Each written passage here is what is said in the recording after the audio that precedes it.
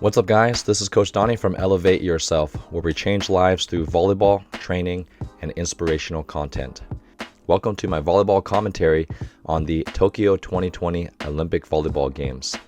If you're new to this channel, I'm a volleyball coach, volleyball player, and personal trainer who provides volleyball tutorials, jump training workouts, and other cool volleyball videos. You can also follow me on Facebook, Instagram, and Twitter for more content. I haven't coached today, so my voice sounds a lot better, still a little scratchy, but hopefully more clear for you guys, because when I was listening to my last commentary video with Poland versus Iran, my voice sounded pretty tired, so hopefully you guys can understand me a little bit better today. If you guys want to watch all my other volleyball commentary videos, make sure you check out the playlist linked in the description box. In this video, we'll be watching the game that all of you voted on, which is the Japan versus Canada men's volleyball match during pool play. Don't forget to let me know which match you would like me to commentate on next in the comment section, and the suggestion that gets the most likes will be the game that I watch.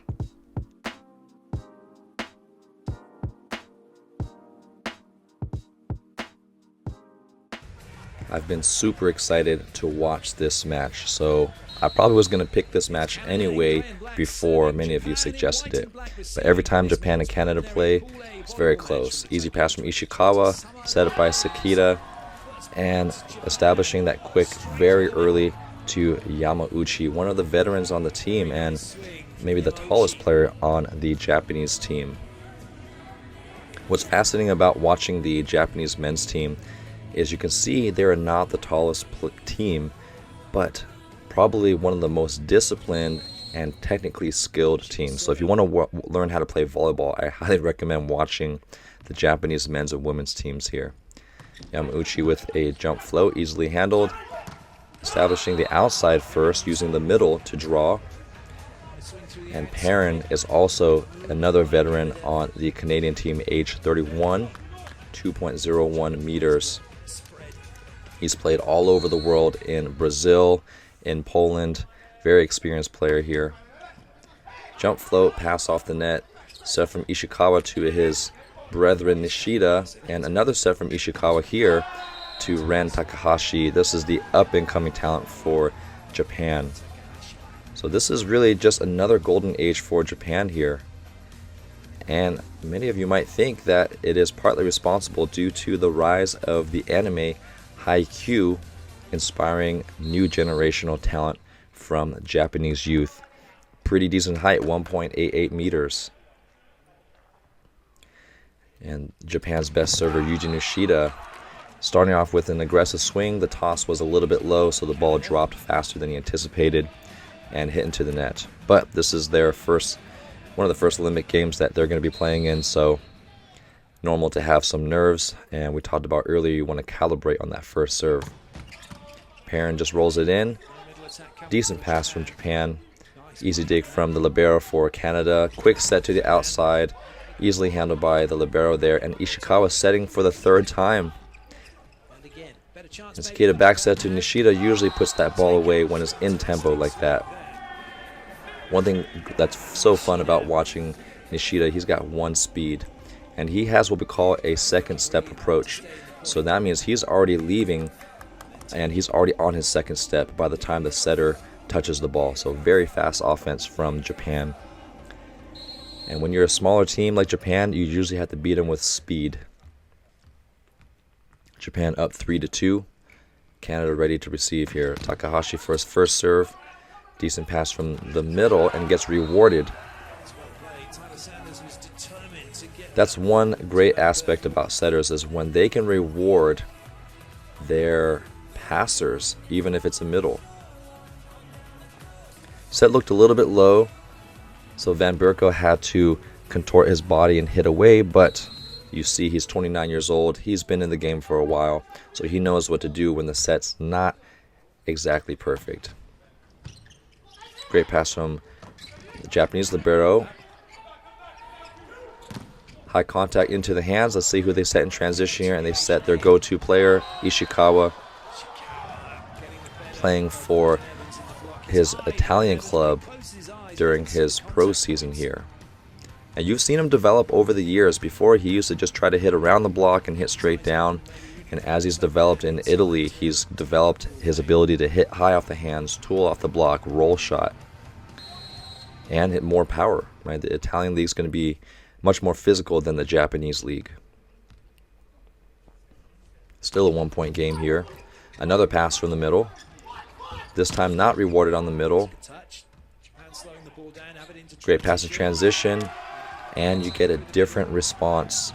So Japan handling the in-system offense a little bit sharper than Canada. And I just noticed that the entire Japanese men's team is wearing the signature red Asics Sky Elite shoes. That's actually one of my favorite volleyball shoes. If you guys want to learn more about my experience with those shoes, you can check out that on YouTube for my Asics Sky Elite review here. Another jump float here to the outside hitter, trying to get him out of his approach, but not tough enough.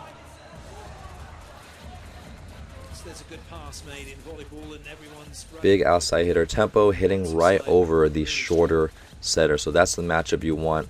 Mar, I believe, playing on the same team as Ishikawa. So it's funny how we tend to have players from different countries play on the same team together during the off season.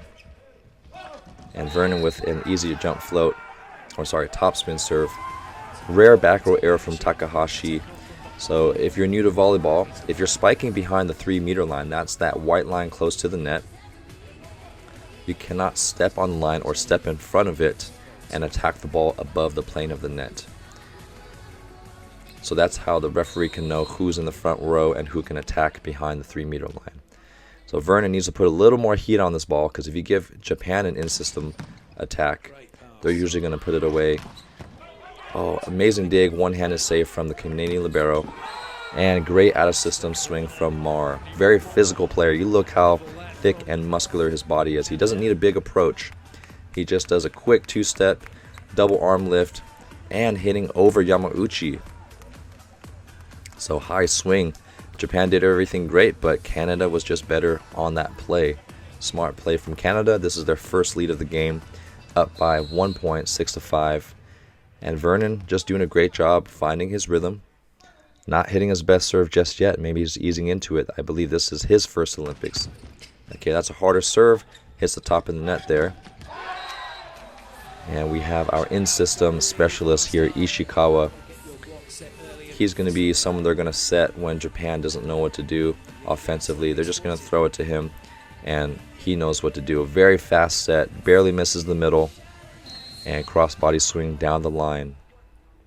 Vernon was in the right position. It was just too fast for him to dig it for Canada. Another great pass from Mar here. And Gordon Perrin, easy put away from the pipe. I believe the Japanese middle jumped with Vigrass. Oh no, it was a situational read block. They did get faked out a little bit from Vigrass. You see how both Ishikawa and Yamauchi are falling on the way down. So they did bite hard on the middle, opening the net up for Perrin. Solid serve from Mar. And right back at Canada with their own big attack. And Takahashi, only 19 years old, playing with so much confidence. And admittedly, I remember watching a review on the Japanese men's national team how some of the younger players have watched a lot of Haikyuu and inspired them to play volleyball. Ishikawa is one of the deadliest servers next to Nishida for Japan, but well handled by Canada. Power dump by Gordon Perrin. Oh, missed connection. We have to watch the slow-mo for that one. I don't know if that was a missed quick set or if that was too tight for Nishida. I think that was intended for Yamauchi. So a little bit high for Yamauchi. Very rare misconnection. Usually Japan setters, both of their setters, Sakita and I believe Fujii, are very accurate with their setting. Short jump float and short pass from Nishida. Easily handled from Mar there. A great dig. 3-man block into the deep corner. That's one thing you're going to see a lot of veterans do is swinging high into the deep corner, something that the young guys don't really do as often. The young players want to hit straight down, want to go for the flashy kills. In my last match that I commentated between Poland and Iran, you saw Kirik also go for that high deep swing, and it's such a high percentage shot. Let's see if he serves short again. Medium short, and interesting that he gets Nishida out again. And I love the repeat set from Japan, going back to Takahashi, keeping his confidence up. And even though Sekita is shorter than Fujii, he consistently starts over him, and you'll see how he has a little bit better connection with the other hitters. He just runs the offense smoothly. Yamauchi usually has a jump float. We'll see if he can get something going for Team Japan. Low pass, but very well run by Canada. Canada also has their shorter setter starting off. I remember listening to an interview with their coach Glenn Hogue, and how he prefers the shorter setter on Team Canada.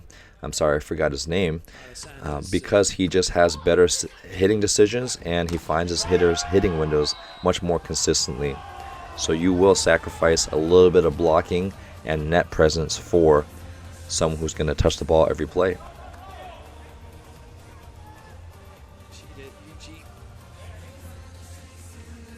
Nishida back on the line.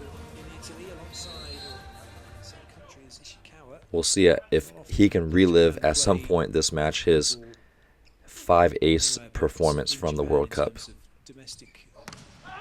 He puts his whole body into that serve. You see how he forces Canada off the net. Oh, great roll shot, but you can't do that against Japan because they have such great defense. Oh, another great defensive play from Mar. Let's see if they replay it. Mar is convinced. Now, if any part of the ball touches the floor, the ball is dead. So for a lot of athletes, they feel like even if they get majority of their hand under the ball, if any part of the ball touches it, it's a point for the other team here.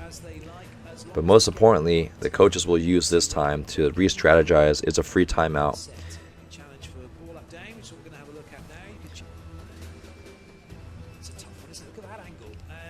Let's see. Oh, yep. A lot of ball touched the floor. You know, if I was Canada, I would be arguing in the same way too. It's the ref's job to make the right call. You have to do your job to advocate for your team. So, great job from Mar from trying to get that point, even if the ball did touch the floor. Nishida with a great serve, already in his rhythm. He hits so hard. You see how he whips his whole body into the ball and into the net. You see how Canada cheers extra loud when Nishida misses a serve. Maybe they're still thinking about that ace performance from 2 years ago. Now, Perrin, Canada's most consistent player in all aspects. Consistent server, passer, hitter.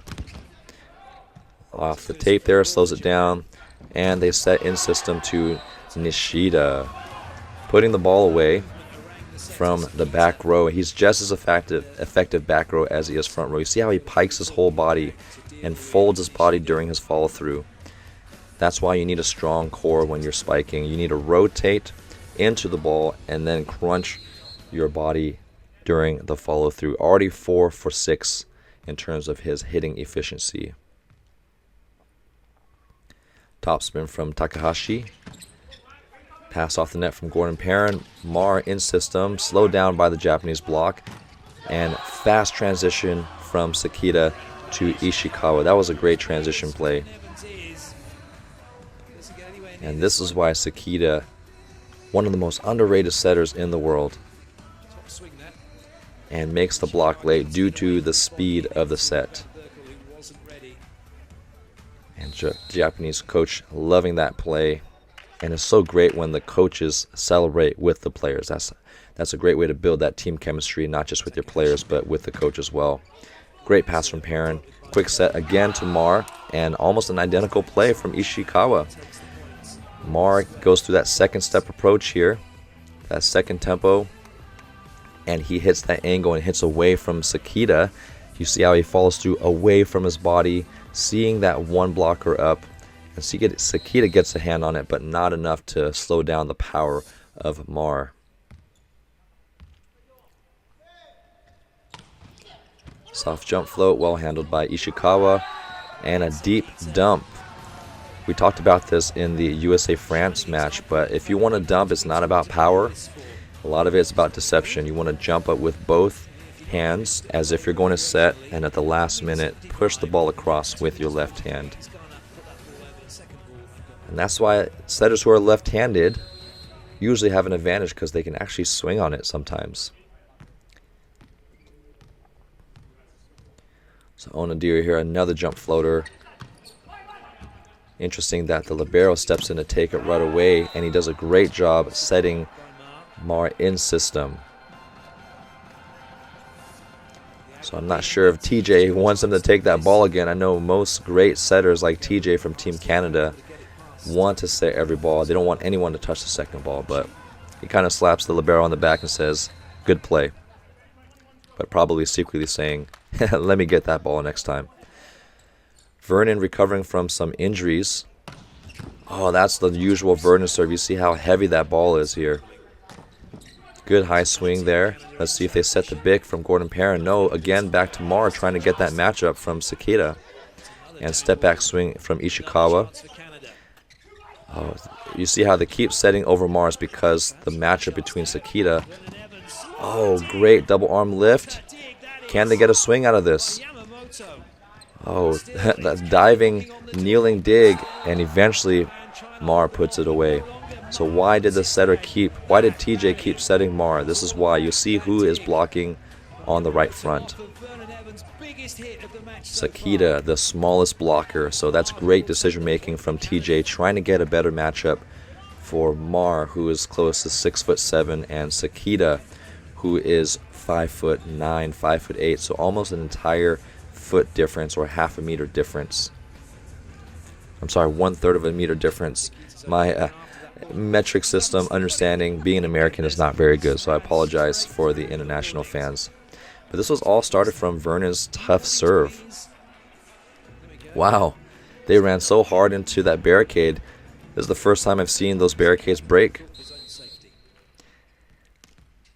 See if Vernon can get that same serve. He's been gradually getting himself into his rhythm here. Another hard serve, just a little bit out. I think he might have tossed that a little too far in front, causing him to overreach, losing power, and causing it to drive forward instead of downward. So having that perfect toss is so critical and so difficult. Sakita has a hybrid. Maybe that's the trend for setters. We saw Drizga from Poland also have another hybrid serve where they toss it like they're going to do a jump serve, and they might turn it into a jump float at the last second. Micah Christensen also does that. And there we go. He does a little bit of a float serve on that one. And D-ball set to Vernon. And Vernon touching 13 feet. Very difficult to block when he keeps his swing high here. Oh, on the outside edge of Ishikawa. So Ishikawa thought Vernon was going to hit into the seam, so Ishikawa tries to reach inward, but instead exposes the outside edge of his block, making it an easy target for Vernon to tool. And now we have the attacking signals from Sakita. Jump serve from Mar here. Great serve, and Japanese libero handles it easily. And Ishikawa knows what to do against a big two-man block. Hit high off the hands, and he rotates a little bit. Oh, he aims for the outside hand, but due to the powerful rotation, he's able to tool it all the way across the court. Ishikawa already hitting 4 for 8. 50% hitting efficiency, 0 errors. Looks like Sakita is in the back row, so they're not going to overload Mar again.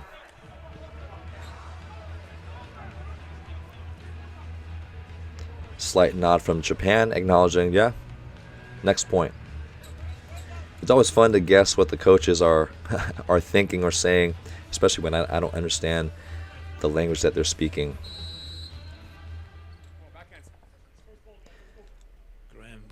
Vigras, one of the younger players, very big physical middle, also has a hybrid serve. So a hybrid serve is where it's not a true topspin and not a true float. And the benefit of a hybrid is it's more like a powerful float, but it doesn't move as much as a float, but it doesn't drop as much as a topspin. So it's kind of that in-between serve that's difficult to read. And a lot of players get caught passing at the chest with hybrid serves. We have a long approach from Yamauchi. Hand pass from Mar here. Quick tempo to Perrin. Oh, good touch. See if they can save that. No.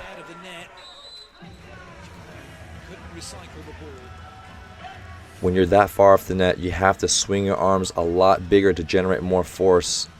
Just a weak attempt from Yamauchi. If he just let go of his body a little bit, swung his arms a little more aggressively, had a higher chance of getting it over. Sanders.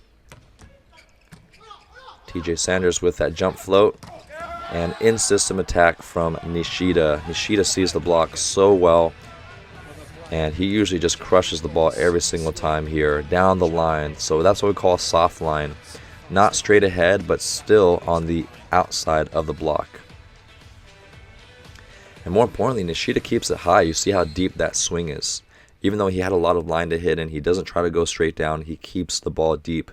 So if he does get blocked, it's not going to be blocked straight down. Powerful serve. This is such a close game already. We talked about how these teams are very evenly matched here. And I love it when the libero ban from Team Canada is talking to his teammates. It's important for the libero to direct the offense. Tell your other players where you want them to be so you can dig around them. Rolling in from Perrin. Easy pass. And easy put away from Onodera.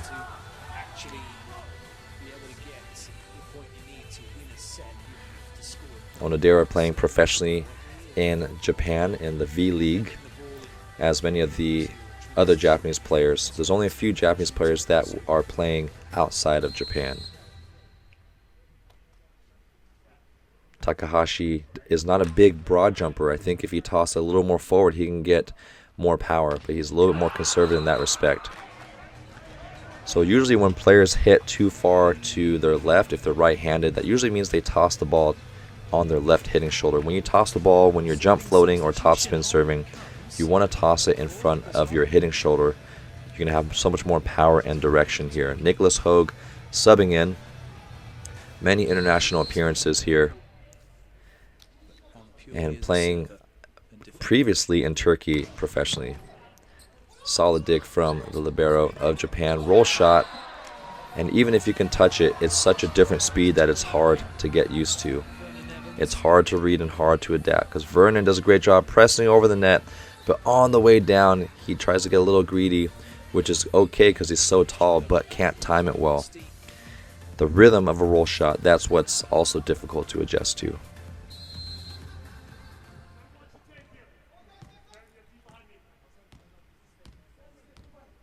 Onodera on a little serving run here. Doesn't have to be aces all the time. Sanders with the quick set to Vigras. Canada has very physical players. You see their bodies are they're tall, but they're also very well built. And so that's going to be a difficult matchup for Japan, who's going to be a little smaller. But Japan has a little more discipline with their defense, and they have a very efficient, fast offense. That's Vigras' first kill. Vernon with a solid serve, overshoots it. That was a good toss. And that was a good swing. Sometimes even when things go correctly, you can still make an error. And that's the beauty of sports performance, right? If everyone was perfect, it would be boring to watch. So if Vernon can just get a little more on top of that, it would be that great serve in. Hybrid serve. Struggling a little bit with the pass from Mar. And that forces Mar to overswing just outside the block. I don't think Canada's going to challenge this because there's only 1 point difference here. So that's one thing that Sakita's doing. He's throwing Mar out of rhythm. He knows that Mar has been hitting well. So how can you affect Canada's best scorer right now? You disrupt their hitting rhythm, serve them short, make them work a little harder. Back from the timeout from Team Canada. See if they can disrupt Mar's rhythm again. Serving that float to Mar, but well handled. And quick set to Perrin. The hardest hit of the set so far outside of Nishida. Coming big on the pipe and the middle. Yamauchi gets faked out, goes to Mar, thinking they're going to go right back to him, but TJ Sanders from Canada sees the Japanese blockers move and cheat. Ishikawa tries to help out, but just too fast. And Gordon Perrin is too good against one blocker. Substitution for Canada. Jay Blankenau has come in. Blankenau in for Sanders for a blocking sub here.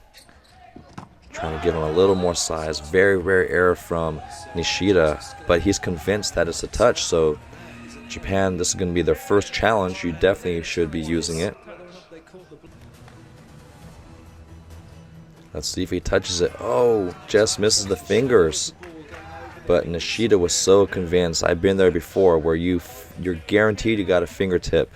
Maybe you heard something, but the video replay shows nothing. And Canada back up one from that in-system missed attack. Mar's been serving great so far in the first set. Even if he's not getting aces, he's forcing them into tough positions here. Well handled by Ishikawa, and Ishikawa is very terminal in rotation 1. That's amazing how he passed inside. Hopefully they'll show the replay. And he steps out, and he gets 1.5 blockers. That means the middle's a little late. Oh, but gets it right in the seam. Great vision from Ishikawa. So Gordon Perrin had a great read on Ishikawa, but he wasn't able to finish his block before the swing. And that's, as a blocker, you want to finish your block early. Ishikawa has not been serving well this match. Usually he's one of Japan's best servers. Slowly finding his rhythm.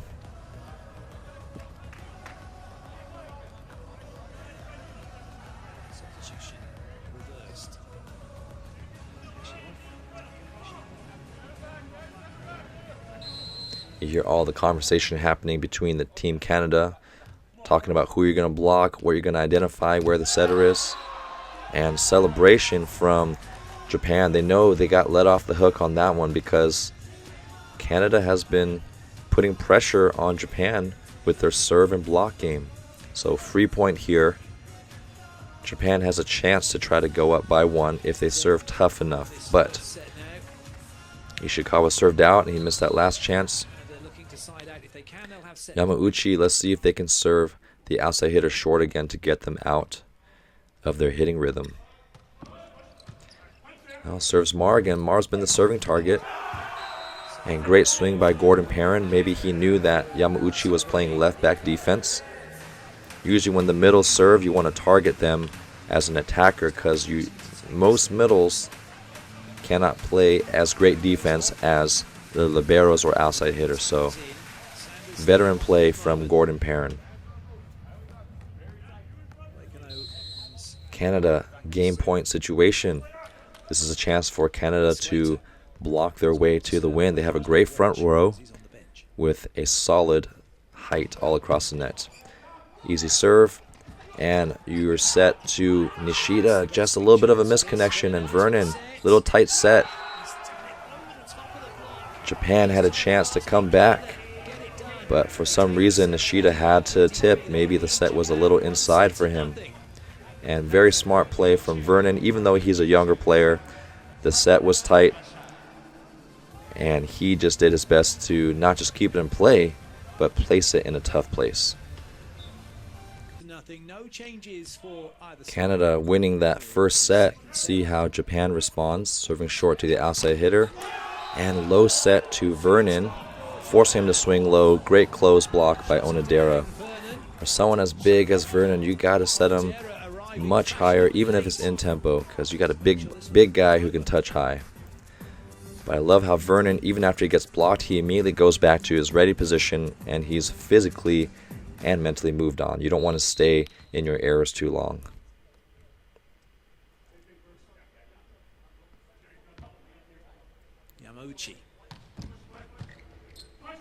Another great pass from Team Canada. And Perrin against one blocker. Also a good matchup for him. Nishida, a little bit undersized, and Gordon Perrin, 4 or 5 inches taller than Nishida here. And surprised that Japan has not had more digs. They usually play spectacular defense. Serve receive a little bit off the net. And Nishida with his great hitting vision. Team Canada was well set up with their block, but Nishida just too fast and too powerful.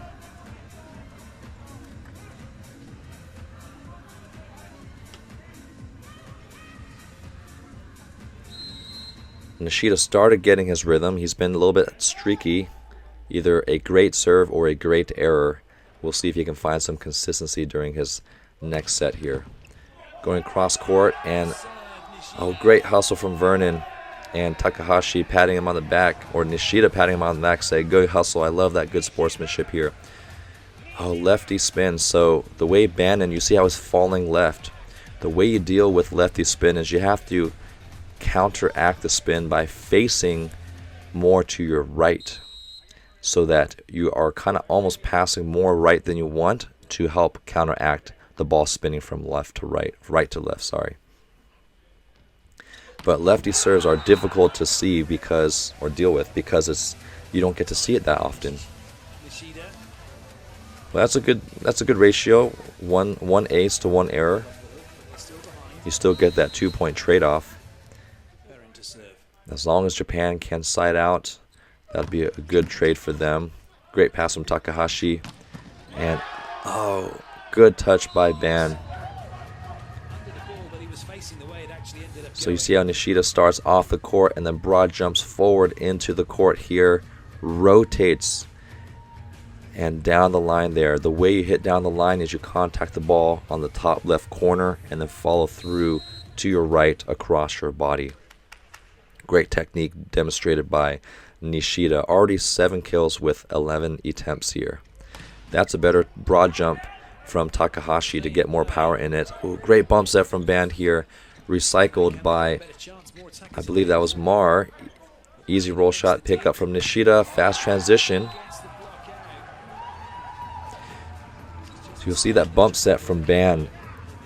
Great bump set. You actually want your out of system sets like that, a little bit inside, maybe a meter inside and high off the net, to open up the court for your hitters.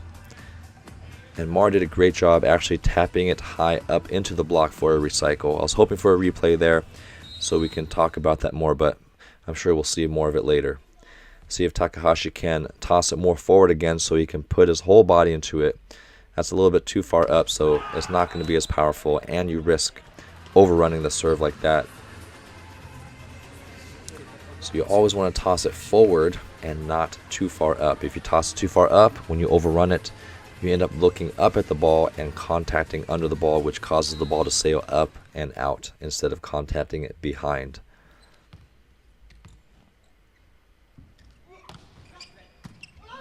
Great pass from Takahashi here. In-system attack, cross-body swing from Ishikawa. It's amazing how much power he can generate. So in the same way you hit lined for the opposite here, see how he contacts it on the top right of the ball and goes across his body. So power comes from the core rotation and also arm speed, and Ishikawa's got a lightning fast arm. Onidira, his first service error, he actually served really well during the first set, so that error is uncharacteristic of him. Japan already with 9 service errors and Canada with 4. But Japan should have more aces, I believe. So usually that you want that trade-off here. Kept in play, well passed by Yamamoto. And such a fast, quick set. So Japan will actually run their quicks a little bit faster than Canada. You see how Yamauchi is jumping right before the set, whereas usually Canada will jump more of a traditional one that people see now, jumping right when the ball is contacted on the setter's hand. And the advantage of that is you get a little quickness, but less room for error. Sakita goes from his hybrid float into his topspin. just serving long there. In the past couple rotation 1 serve-receive rotations for Japan, they've been setting Ishikawa. Ishikawa's in the right front, and Canada has been targeting Ishikawa in rotation 1, probably because they know that they're going to usually set Ishikawa. So we'll see if Team Canada can catch on to that. Oh, they don't even get a chance to. Mar's been also serving great this entire match, so very rare service error from him. No need to get upset about that.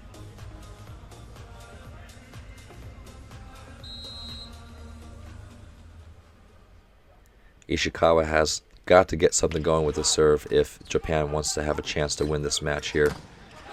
Good high swing. Compare that to Vernon's first set of the match. Give him a little bit more height so he can contact above the antenna. He touches so high. Take advantage of that height. Look at that reach here. And I believe he usually jumps even higher, but he suffered injuries. I believe some bone fractures in his leg. A little bit off pass from Ishikawa and forcing a difficult set situation for Sekida to force a set to the outside, and Takahashi probably could have turned the ball a little bit more across his body. Oh, tries to beat the middle. Vanderbilt tries to beat him a little bit on that sharp angle, but the Canadian middle closes it just in time.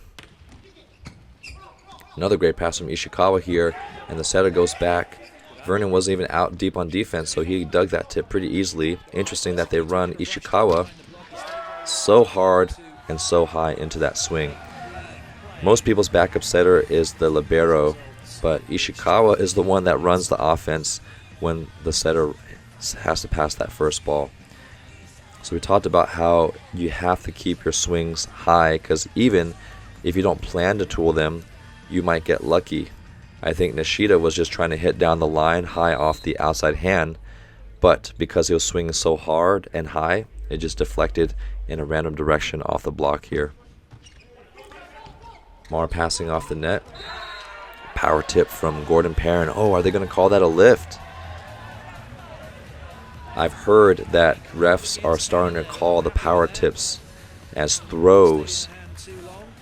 So if you hold it too long, oh, I think that was actually pretty good. That was one direction and a pretty quick release. You see how even the Japanese team didn't complain about that. Sometimes they do hold it a little too long, but I think that was pretty legal. I'm curious if we're going to see the refs call that throughout the entire Olympics, because that's a very popular move and a very smart play from Perrin too. They've been serving Mar. He's been their serving target, but he handles that one pretty well. And another high set from Vernon. Let the big guy get the ball in the sky.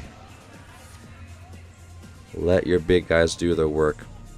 One thing a lot of great opposites do, they actually start their approach off the court.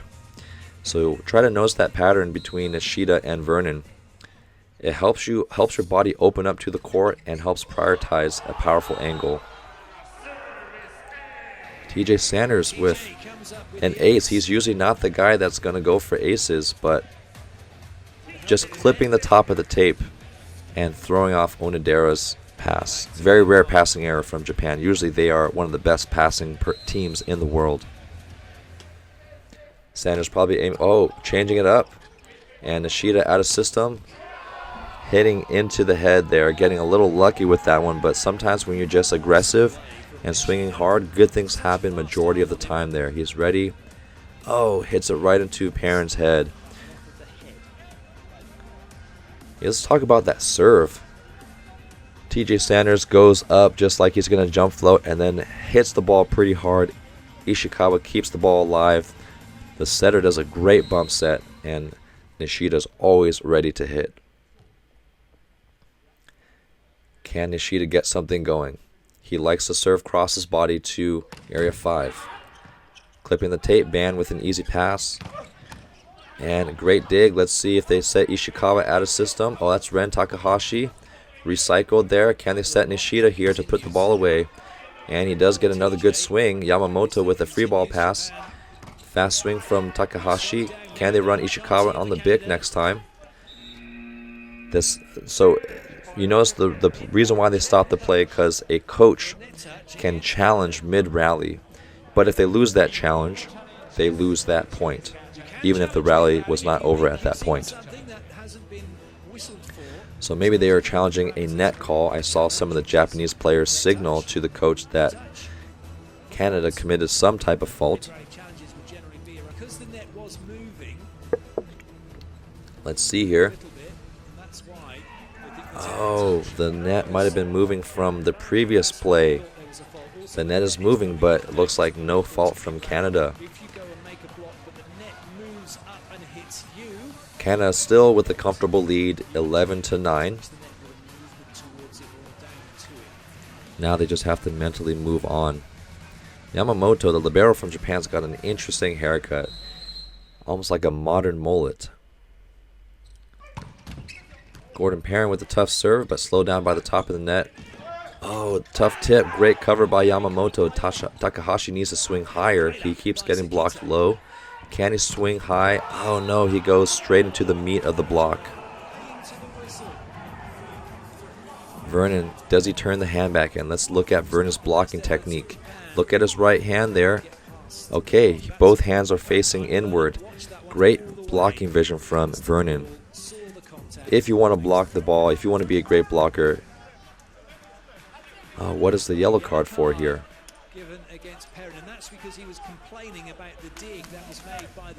Oh, maybe he was complaining. The actual announcer said that Gordon Perrin was complaining about Yamamoto possibly carrying the ball or lifting the ball on the cover there. Oh, how did that ball go down?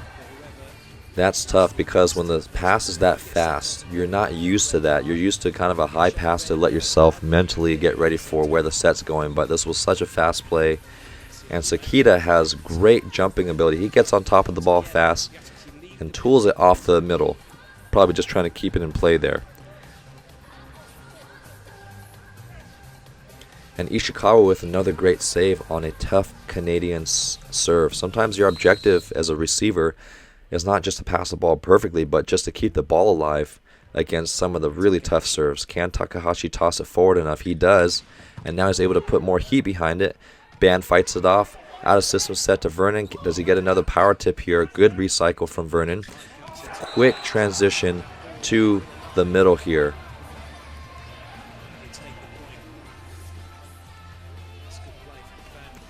Oh, great. Van Berkel has not got a lot of action. I believe that's his first kill this game, but he does not let his lack of hitting opportunities deter his effort to continue to go up, and that's your job as a middle. Just keep going up. So Onodera with a great pass here. Down the line swing. I think the set was a little high for Ishikawa, so he had to slow down. Another pass from Onodera. Over swinging a little bit. He probably could have swung in the angle because there was only one blocker, and I believe Vernon was trying to take away his line. Canada already up by 1 point. Japan previously up by 2, 3-point switch. That was a quick turnaround here. So we haven't seen a lot of angle kills from Ishikawa. He's been hitting a lot of line both on the left and right side, and I think Canada is starting to catch on. So Ishikawa should be hitting more angle. That's better, because now Canada was trying to double up on the line because he's been killing him there, and Ishikawa makes that great adjustment here. Cross court, deep corner. When you don't know what to do, you just hit high, hard, deep corner. That's a veteran's kill there. Great side out from Japan. We'll see if Team Canada can keep their side out advantage here. Onodera, one of the better middle servers, and serving again at Mar, taking him out of his hitting rhythm. And Nishida, a good recycle off the block. Great bump set, but Nishida knows that he was in front of the 10-foot line blocking. And missed. And Mar doing a good job. Immediately, the coach might have wanted a challenge, but Mar tells him that that ball was out, and that's what players have to do. They have to be honest with their coaches now. Oh, just out. That was a great cut shot. I don't know if Japan would have gotten that one if that was right on the line. But going back to the replay, now that we have the replay system, players can no longer try to sell. They can try to sell the ref, but they have to be honest with their coach, because if they touched it and the team's going to challenge it, they can easily lose that point. You don't want to waste challenges, because challenges are precious. Japan back up 1 thanks to Onodera's serve. Great pass from Ban. Oh, good soft block from Yamauchi. You see how Yamauchi raises his hands and say, that ball needs to be up. I slowed it down for you guys. Great react block here. So he slows it down just enough. But like we said before, when your libero's not in there to pass left back, your middles can only do so much because they're not trained for high level defense. They're just doing their best back there. But Onodera did his job. He served a couple points. Interesting that both opposites like to serve from the left back position. Nishida also likes to serve from there, even though they tend to hit from the right back position, which should be more comfortable for them to simulate where they're usually hitting from, which is the right side. Sakita misses last topspin out. Does he do another high? No hybrid, just straight topspin. And Gordon Perrin, a veteran you can go to when you're in trouble, because Mar's been struggling. Vernon's been doing great. The middles have been doing great here. And that was actually a great read block from Ishikawa, but he lets the ball waterfall between the net and his arms. So it's really important as a blocker to push over the net on the way up. Don't just push over the net at the top of your jump. That's going to prevent waterfalls here. Great pass from Yamamoto here, and quick set right back at you from Takahashi. He's been struggling a little bit, hitting low into the block. But when you have a big set, which is a back row quick and a single block, this is going to be his bread and butter. And Vigras commits with the middle all the way, so you see how he's on the way down. That was a great angle view for him.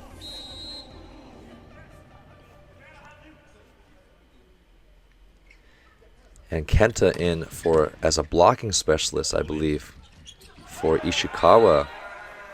Great push from Perrin. So a little bit tight, but when you have your veteran on the team, you can push it off the block for that easy tool there. And he stays off the net. Almost dug by Sakita.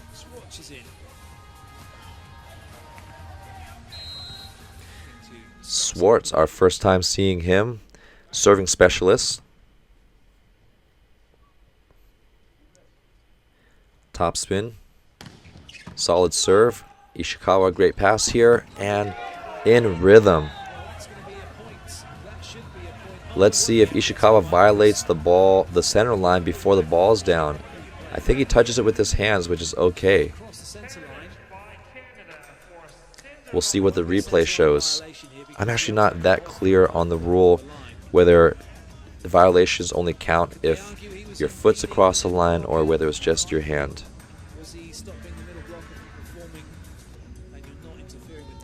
Here's the official review. His feet are on the side and his hands are there.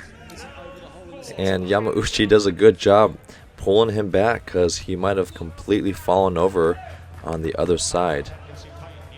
And that's just the risk of running a very fast and powerful Bic attack. You get all that momentum, that's going to be hard to stop when you broad jump.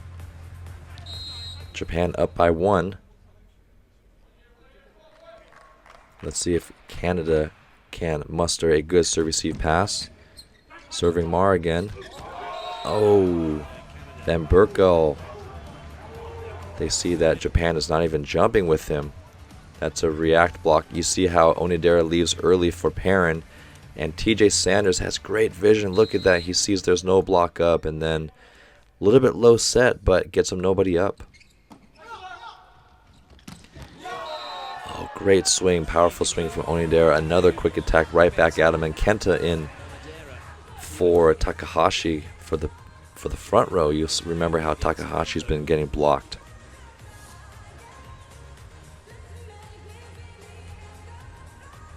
Japan maintaining their 1-point lead. And Japan continues to serve Mar, but Mar is passing well enough for Japan to run, or Canada to run their offense. Now Nishida, I don't know if he has a serving target. I think he just tries to rip the ball as hard as he can, which he should. But great pass from Perrin there, pushing all the way out to Vernon, and blocked by Sakita. That's a rare touch there.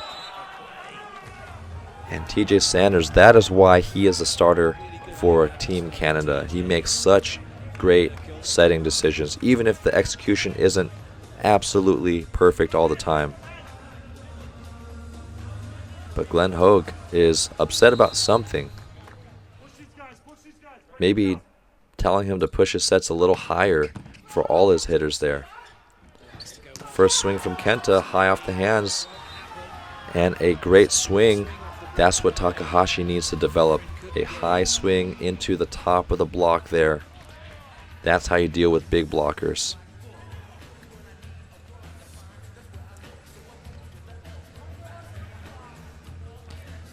And Takahashi is maybe a better server or a better passer because he is back on the court here. We'll see if they substitute him out when he comes in the front row again. Now Japan, this is not a good front row for them because Sakita is blocking front row and Mar's been owning that matchup.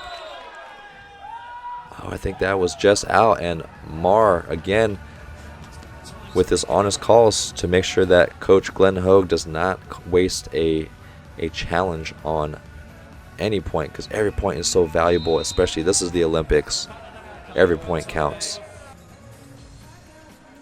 If I were Team Canada, I would continue to run the middle. That's been their better matchup, even though the middle missed on that last one. Okay, we got Shimizu coming in for Sakita. We talked about how Sakita is a blocking liability. And Shimizu coming in. And Ishikawa has been doing great running the offense, so that's probably what they're going to do in transition. Or maybe the libero's going to set because Ishikawa's actually in the front row now. Solid serve. See if they can force the middle. They do run the middle, but through Perrin. Oh, so how they double commit to the middle there. But TJ Sanders with his amazing vision sees the double commit on the middle. And the moment they commit, you should set a high ball hitter to run it over the decoy. And Perrin playing nearly a flawless game. I can't remember the last time he committed an error. Almost every time he touches the ball, it's been a kill. Nicholas Hoag in for serving specialist. He's also the coach's son. Great pass by Yamamoto. Oh, just off the tape there. And high ball to Mar. Try to recycle here. Oh, good hustle. Does that in? No. He almost gets that in. Great hustle by Mar. This is tough. I might put in someone for Mar. He just looks a little hesitant, and it might be throwing the rest of the team off here. And he hasn't been hitting as efficiently. He's been passing okay. We'll see if Mar can keep his spot on the court with another kill here in the side out position. Japan up by 2 points. Onodera, one of their better servers this match. Oh. Changes it from a jump float into a hybrid, trying to catch him off guard. Out by a meter. Now Japan has a serve-receive advantage.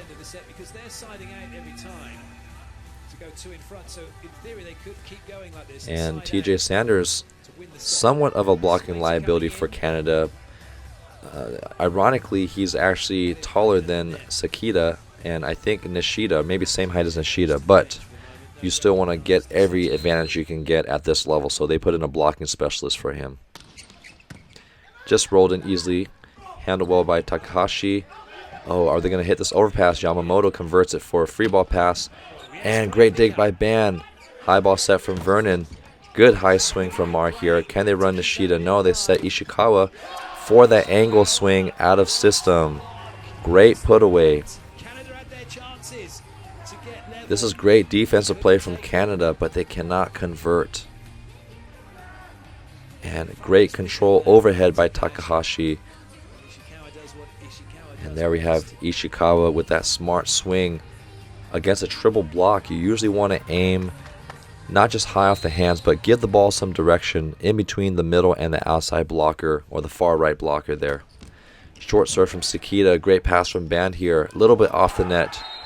Does he call the throw? No, he doesn't. Interesting that they called the other one a throw, which was not. It was a fast release. This one was a slower release behind him, and the ref does not call it. So sometimes complaining a lot does get into the referee's head a little bit.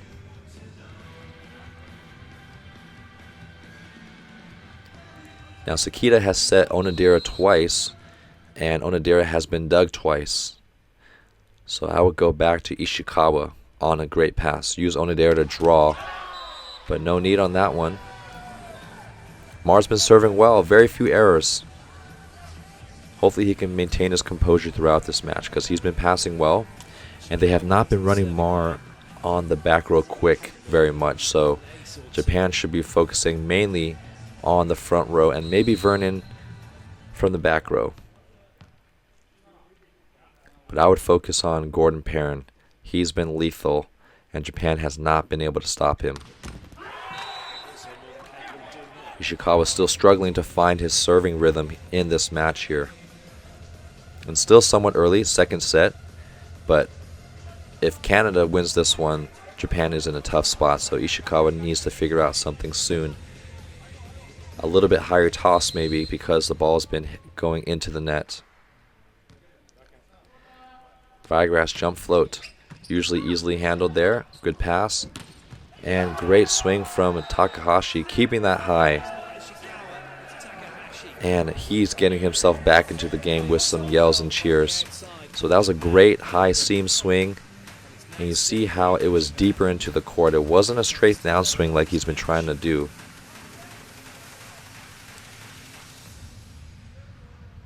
But we talked about how young hitters usually tend to hit more downward. They want the bigger, flashier kills. Right, tooling the block is not flashy.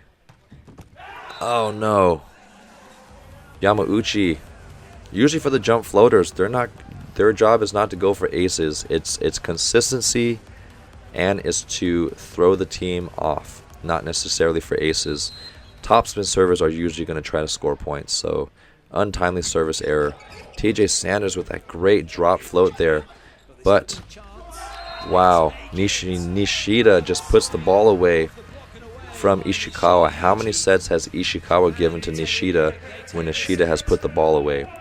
And look at that leadership from Ishikawa, getting his team focused, saying, hey, let's get into this game. Now it's 1-1. We got to keep going. Ishikawa has just matured so much over the last 7 to 8 years that I've been watching him. We are tied at 1 set apiece. Canada with the first serve. And it looks like Nicholas Hogue in for Mar. We talked about how that might be a possibility change. Oh, heavy swing from Ishikawa. That's what we're used to seeing from him. So they do. Okay, the middle is on a read block. He follows with his feet from the middle. And he is able to react to the Bic, but just a little bit late. He tried to reach across, but still too much court for Ishikawa to swing at. Yamauchi needs to be that solid, consistent server. Not for aces, just enough to throw them off. Nicholas Hogue with a great pass, crossbody swing, easily dug by Sakita, and roll shot from Nishida. That's a great tactic. When you've been hitting hard the entire game, just high over the block in the middle of the court, because everyone's on the heels getting ready to get blown up. Smart decision from such a young hitter, but he's had plenty of international experience already.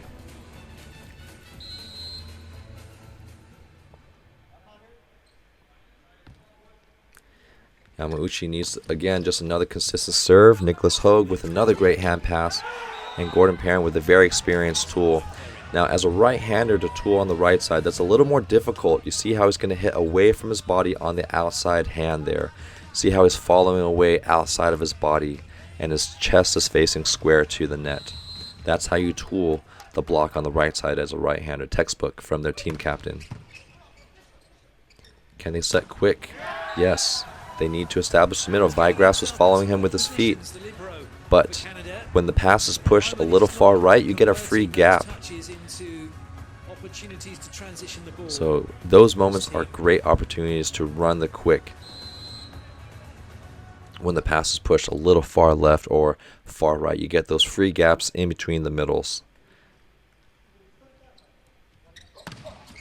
Powerful serve cross court, and Ban again with an aggressive take on the set. And Glenn Hogue first swing. He's a veteran on the team. He's been playing for a while, and not surprisingly going high flat. So you see how his ball has no top spin.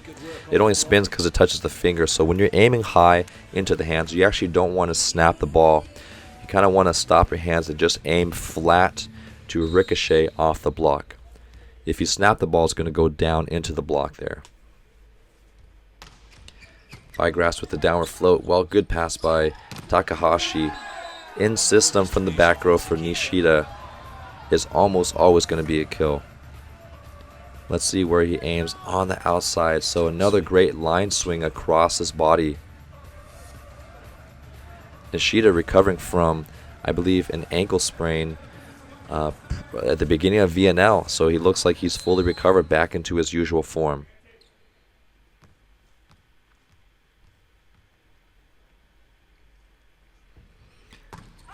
Takahashi needs to do a better job of just tossing it forward. Don't be afraid to broad jump more, especially with his jumping ability he's very athletic.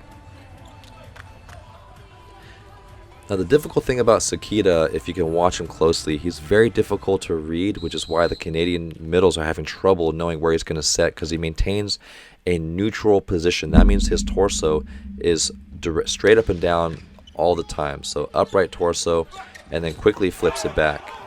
There's probably a touch there, and Canada stops.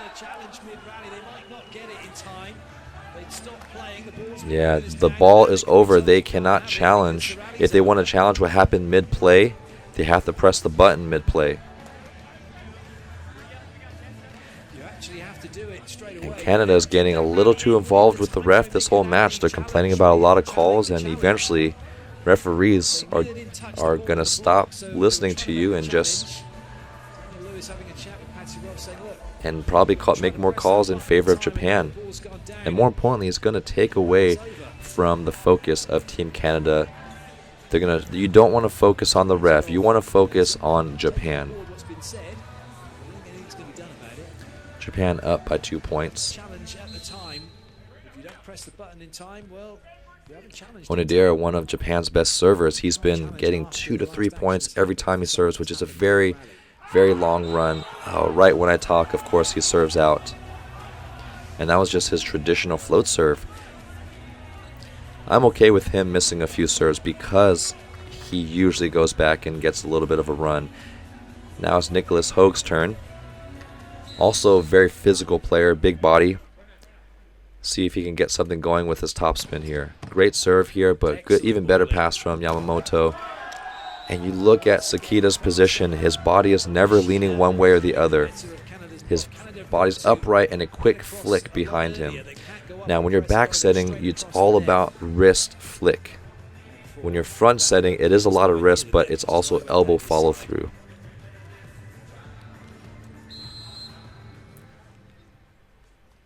Once again, Sakita, one of the most underrated setters. I wish he would get more recognition here. Oh, just out. Great drop serve. I don't know if you want to challenge this one. We have a better view from the camera, but he had not used too many challenges this whole match, so now's a good time just to see what you can get out of this one.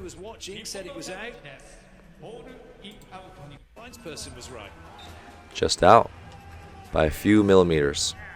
Close call. You never know, you might get lucky with ball compression, so I think that's worth calling. Van Berkel has been one of the key middles, especially in the second set, keeping Canada alive. But they're probably going to run Ishikawa. No, they usually run him on the right side. Fast set from TJ Sanders. And quick transition from Nishida. So Nishida, as a left-hander hitting on the left side, he needs to face the net in order to rotate from left to right. So you'll see how he faces the net before he swings, and then he rotates hard. A little bit late on the block for Vigrass. Nishida already with 15 attacks on 22 attempts there. Finally, a great serve from Ishikawa. He looks like he took that one off a little bit. Solid block from Takahashi. And TJ Sanders has been having a lot of success from the middles. And you see how Vigrass, he stays with the setter. He might be a little too tight to the net. Usually as a middle, you want to stay behind your setter. But if the pass is all the way on the 3-meter line, then you want to meet him at a 45-degree angle. But he might be overrunning him. Either way, TJ Sanders does a great job finding his middles wherever they're at. Tough float serve. And Nishida, see if he can keep the swing high. And he goes for the tool. I think Canada is arguing that Nishida touched the ball on the way out. Now, in order to tool the block, it's about aiming for the edges of the block. And wherever you point, that is where the ball is going to go. So point at the hitter's elbow, at the hitter's hand, but on the edge of the block during a follow through.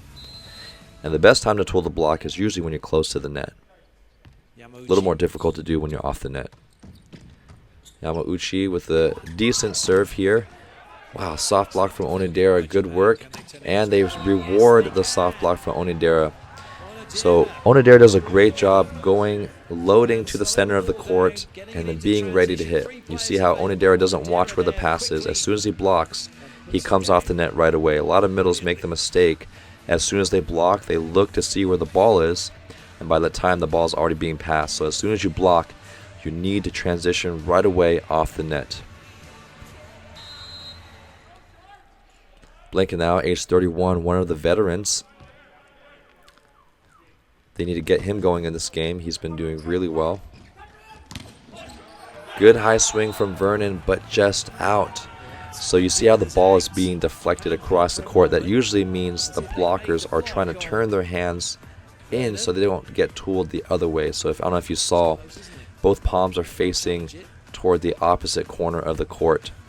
But Vernon swings so hard that even though the ball is being redirected in that direction, it goes out still. Ban is just putting his helmet on and getting a dig, but they cannot convert. Japan should convert on this free ball, a little bit off the net. Onodera, Canada is losing track of Onodera in transition. You see how Vigrass doesn't even get in front of him, and Vernon is left alone to block both the outside.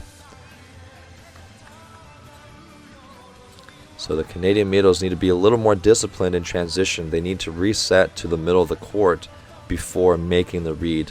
If they make the read too early, the setters are going to see that, and they're just going to keep running the middle until they stop them.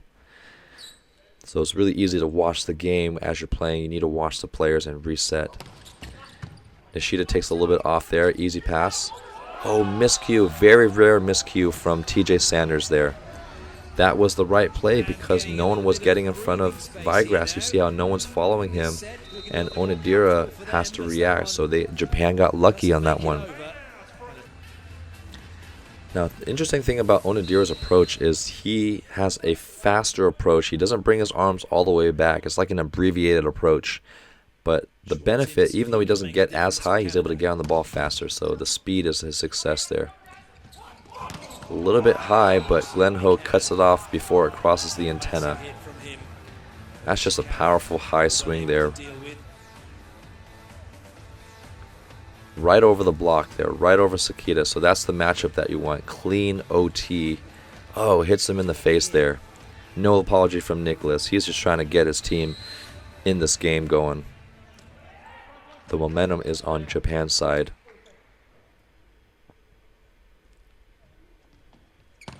Serving specialist in. We have Swartz. And in system from Nishida again from the back row. I believe he gets this in the seam. Okay, so you see how the Canadian middle bites a little bit. Starts to front Onodera. And Onodera has done his job, so he's making the middle a little bit late, and he's unable to set up his block comfortably. So that's the benefit of establishing your middle, because now they have to respect the middle and follow the middle, and then end up being late to block the other high ball hitters. That's a slightly better toss, but still conservative on the swing. Wow, Takahashi with another great hand dig. And great cover from Yamamoto. See if he can convert on this one. Just out, tries to cut it too sharp. So I don't recommend cutting it this sharp when you don't have a full approach, because you're not going to be jumping as high. And in order to hit sharp angle, you really need to get high. So maybe a better decision would have been recycle again off the block by tapping it lightly off the block to get another chance, or just aiming high and into the hands, hoping for a lucky tool there. So a little bit of a greedy play from Ishikawa, but he's been so spectacular attacking wise that who am I to say what he's going to do or what he should do. Great pass from Takahashi. That's that angle swing that they need. And they are starting to take away Ishikawa's line. Ban is just doing a great job getting in the way of the ball. Just unable to control it a little bit high on his chest, which is normal. You actually want to use your entire body to try to dig, especially when they're hitting that hard. You don't always have time to use your platform.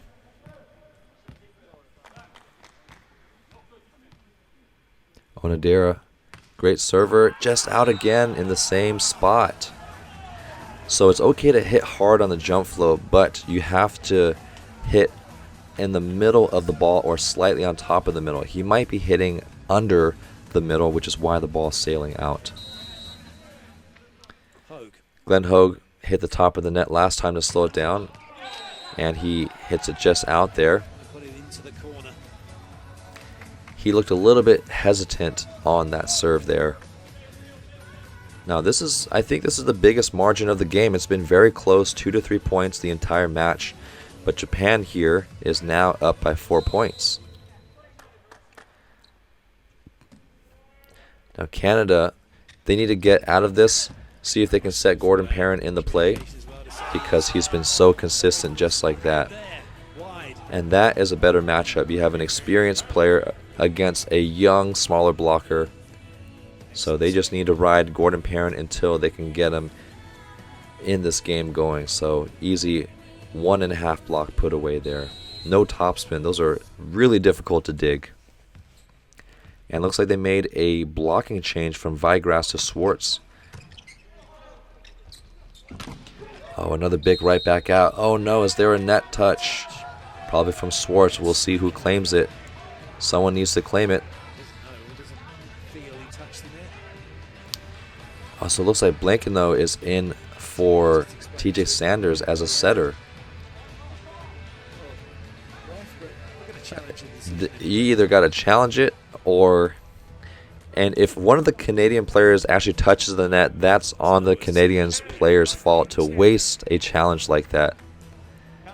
This is not the time to lie, but it might be a missed call from the ref. We'll see.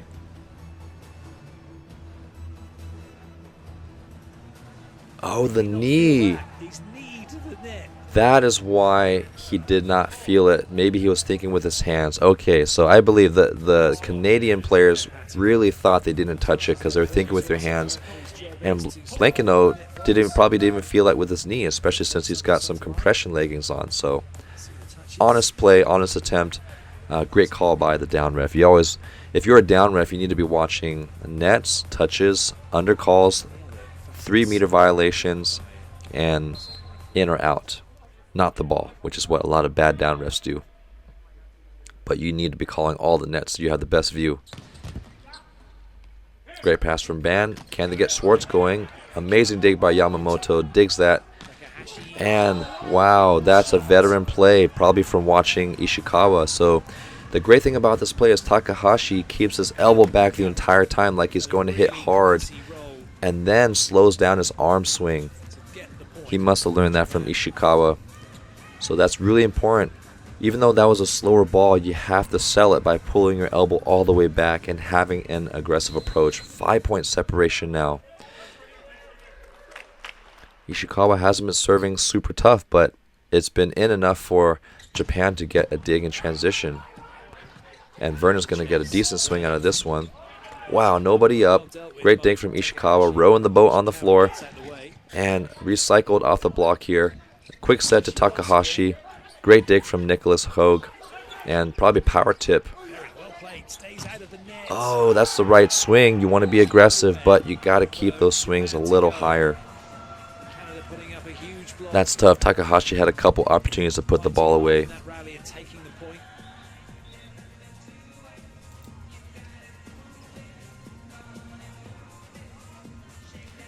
Oh, that's a great late block by Blekino. That's another advantage of having a taller setter in there.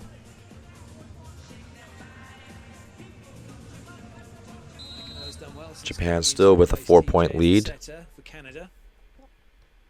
And Japan's been siding out well. They need to see if they can get Adera in. Yes.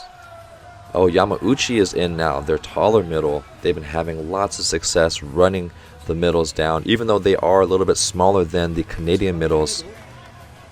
When you're one blocker up and you have a great setter and good connection, very difficult to stop. Jump float from Yamauchi here. Hand pass from Gordon Perrin, and usually they're going to set Perrin. And oh, off the head of the photographer. That's the first time I've seen that happen. Gordon Perrin looks a little upset. I would be too. And great one-on-one situation from the setter, getting him in that good situation. Gordon Perrin been incredibly consistent. Wow, coming out with an ace. Much needed. So that was right in between two players. Usually when you pass from the left back, you have a left seam. That means if the ball is in between two players, the player on my right will get the ball. So the player is going to be passing into the left seam. That was just a really tough serve here. Takahashi takes that one pretty easily. And high swing from Takahashi. That's good. Just well blocked by Canada. And great transition play. Nicholas Hogue, sorry, has come in and made a huge impact with very efficient hitting. Oh, just off the fingertips. Pretty decently well-formed block from Japan, a little bit late. But when you're big and strong and very disciplined with your hitting, you can hit your team out of those tough situations. 3-point game. Japan finally sided out here. Great serve. Vernon with one-on-one. Not going to get it done against Vernon. So Vernon jumped. You see how he has a wide approach, square to the net, and it follows through down the right of his shoulder. See how he contacts on the top left of the ball to hit down the line. Great technique there. And if Yamamoto can't dig you know you've hit very, very hard. So Vernon's been a little bit quiet in the last 2 or 3 sets. I think Canada should actually start setting him more. They can't just depend on Perrin to get them out of difficult situations. This is our first time seeing Lee. Okay, yeah, Onodera has missed his last 2 serves, so Lee's also got a good float serve.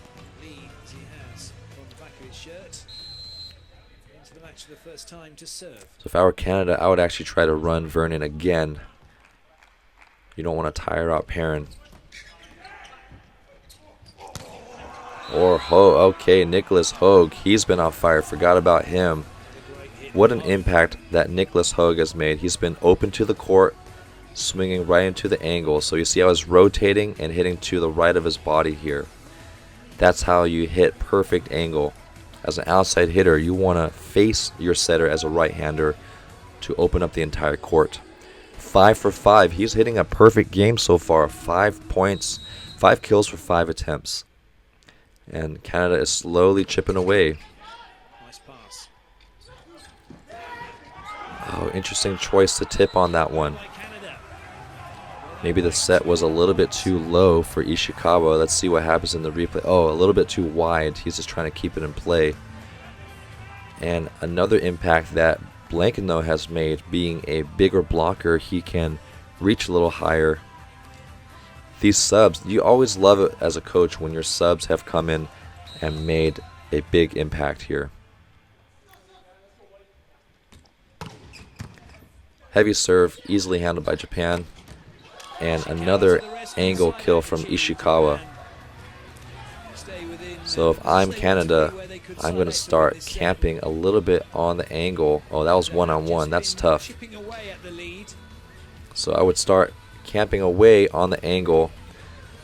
But Blankino did his job. It was directed to the libero, and he just couldn't handle it. But I would still start camping and taking away more angle swings from Ishikawa. You always want your hitters to change. That toss was too far behind him.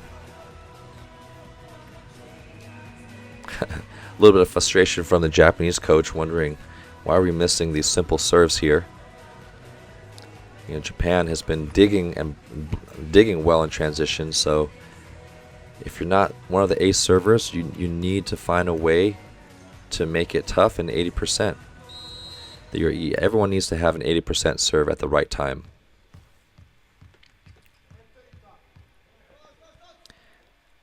Serving specialist for Canada. Topspin out. Back to a 2-point lead here for Japan.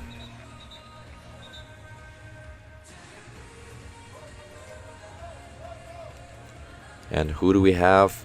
None other than Ishikawa. Canada chasing at the moment, and as we get closer to the end of this set. And Nishida in the front row. That's going to be a good opportunity for Japan to try to finish the game, and Sakita is in the back row, so he's not going to be a blocking liability. All right, decent serve. Oh, I think that was just out. Are they going to challenge this one? That was such a high swing from Gordon Perrin. Maybe it was just right on the sideline. Even though he was one-on-one, he was still keeping it very high.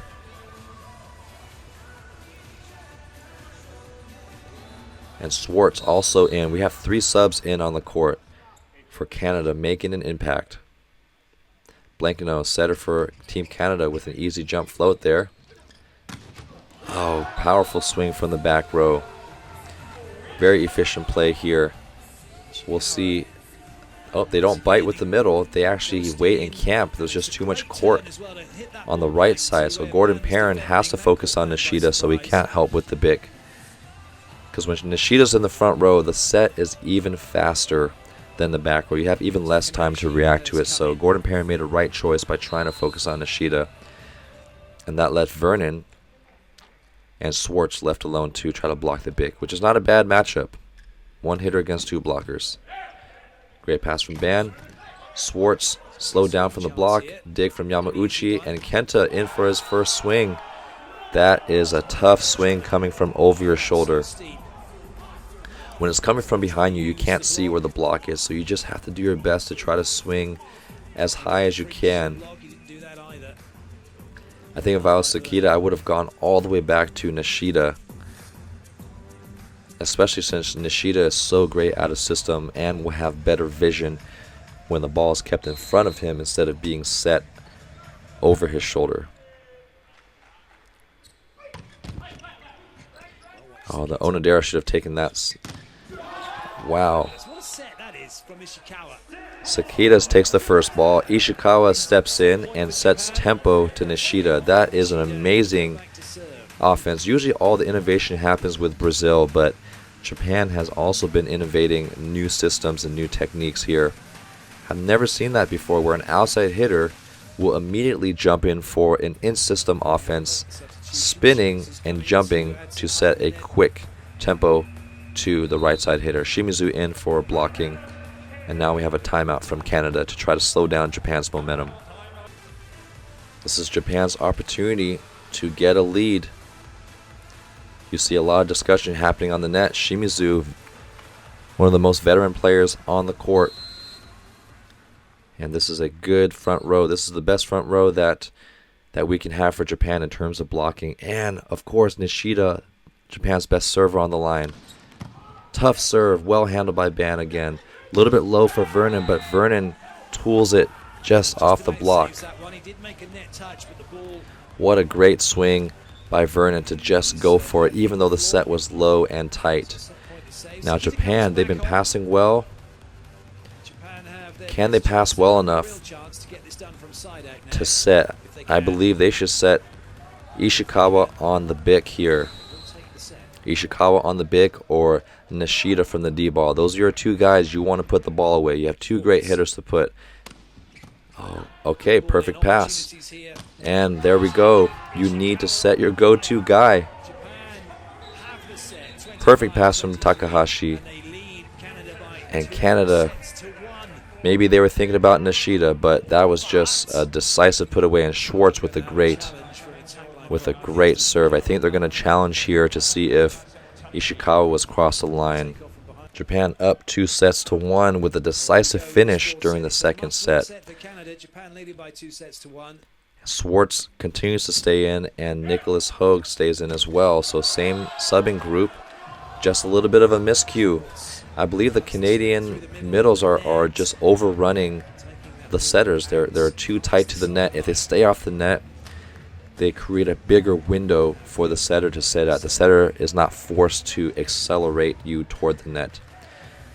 So that's the temptation as a middle, is when the pass is off, you want to end up running to the same spot, and some teams will do that as part of their system, but majority of the middles should be staying further off when the pass is further off the net. It just makes it easier for you to open up to the court. See, that's better, but they don't go to him. And Vernon, set him high. Set the big guy in the sky here. Let him go over the block, because that's a decent block there from Japan, but when you have someone who contacts the ball above the antenna, you cannot do anything about that.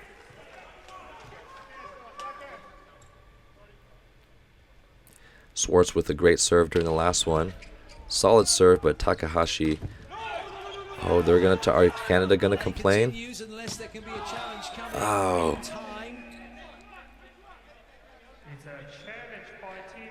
So they finally touched the button there. But Canada just needs to move on and let the coaches call.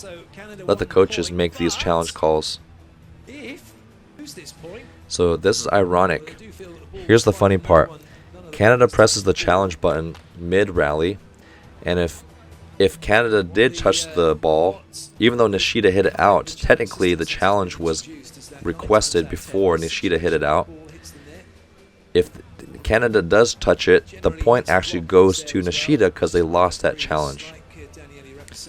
So we'll see the result of this challenge play. And they probably touched it because it does go, oh yeah, into the block. It's not the best view from there, is it? But it does say no touch. Interesting. It looks like it goes up and into the block there. It is a successful challenge, and Canada will take the point. Maybe they called it towards Canada because Japan actually hit the ball out on that one.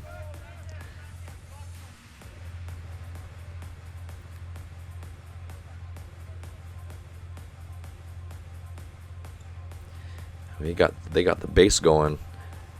The Tokyo DJ. Wonder what's taking so long for the next serve here. And Schwartz taking advantage of his time, working on his toss. That's a sign of an elite athlete. There is no such thing as downtime. When things are slow, you find a way to stay engaged, and you find a way to contribute to your team, and you find a way to make yourself better. Score table has to readjust. Okay, so they had to switch the points back. Canada with their first lead of the game, 2-1. Schwartz has been serving really well, but he needs to serve in between players and not at them, because he's been serving very hard, but right at Takahashi, making it easier for him. So if you got to make your passers move.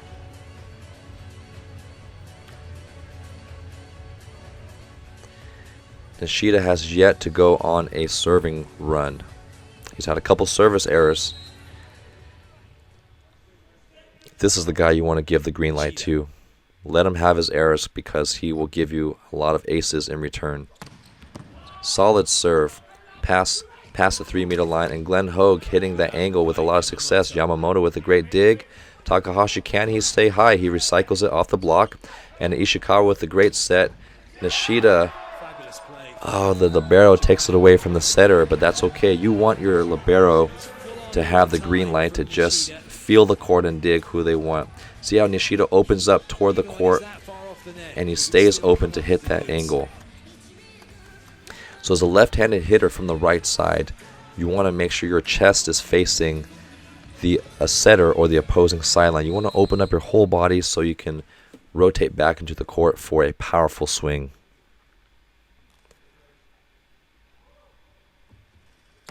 Another solid swing. That is the Nishida we're used to seeing. So the difference is that ball was in between two players here. So you see how it's in between.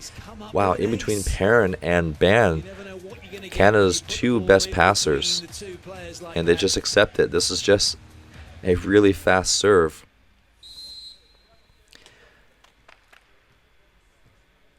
We'll see if Nishida can do it again.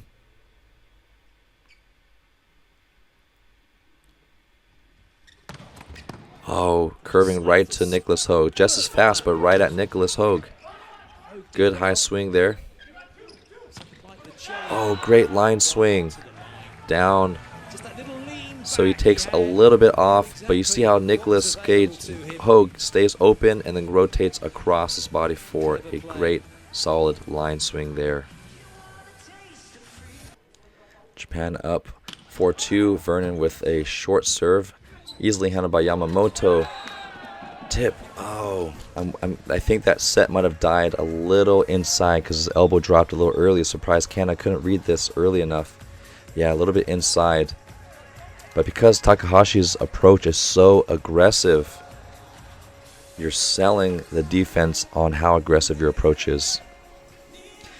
It's good to see Takahashi getting himself back into this game here. And Vernon, he's a great hitter and blocker, but maybe not known for his defense, as most opposites are not. Most opposites are there just to hit, block, and serve. What I call the garbage men of the teams. But when it comes to defense and the smaller things, that's where they're not going to specialize as much here. That's a much better toss from Takahashi, slightly forward.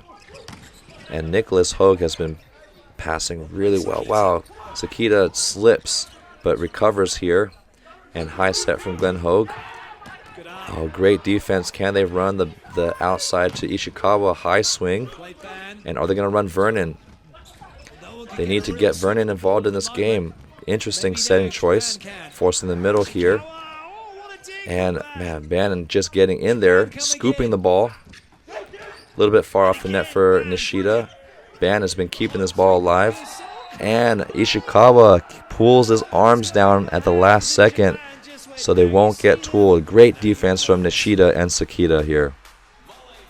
Look at that. Nishida's balanced and plays with this offhand. So defenders, make sure you learn how to dig with both hands.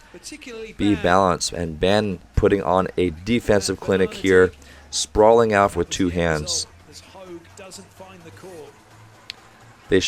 Canada should have set Vernon at least once in that play.